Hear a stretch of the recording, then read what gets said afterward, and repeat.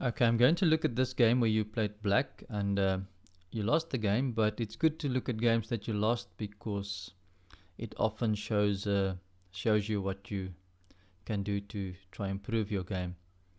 In this game, I noticed you played quite well. I only saw one mistake and then I saw one missed opportunity. So I'm going to go through the game and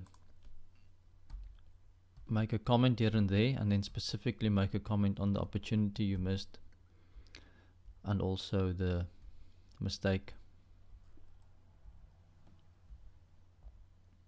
Alright, in this position I think you're probably aware that a bishop is stronger than a knight, but I think in this position it makes sense to do this move.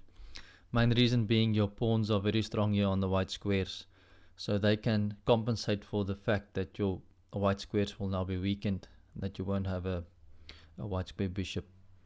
And also this knight had a lot of effect on e5, so in this position bishop takes f3 does make sense.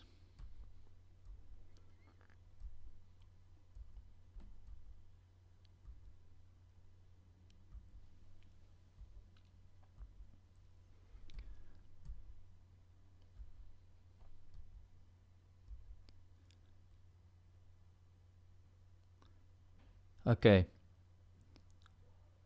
here's your missed opportunity. In this position you can take the pawn, and the point is that the pawn on d4 is going to be weak. It's going to be an isolated pawn, and after white takes either with the queen or the rook, just for example, you can play knight here, and after the rook moves away again you can play either of your knights to d5, and you will have a very nice outpost on the d5 square. And from this position you will be more comfortable than what you actually were in the game. So that's one opportunity that I think you missed, and sometimes you only get one or two opportunities like this in the game, and it will be good if you can try to be more aware that sometimes there's only one opportunity, and when it's there you must try to grab it.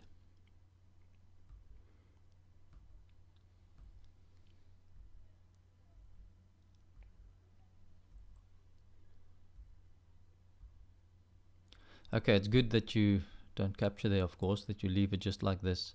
White didn't make much progress here, so that's fine.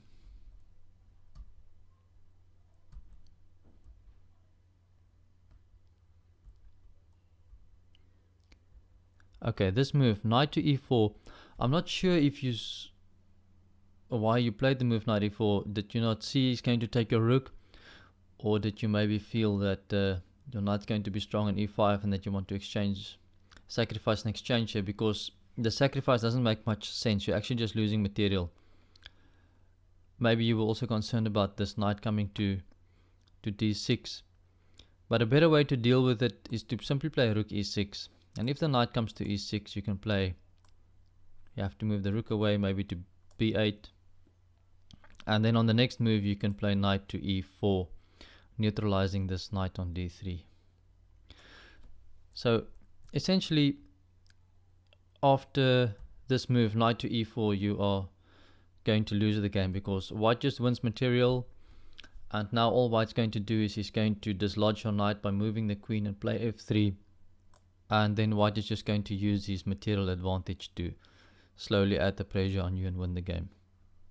So what's interesting to note here is there's actually really only one opportunity that you could have used to get a decent position, get a good position with a very strong knight on d5, and then also you made one mistake, which is again proof that avoiding mistakes is more important than actually finding great moves, because just one mistake can spoil 20 or 30 good moves.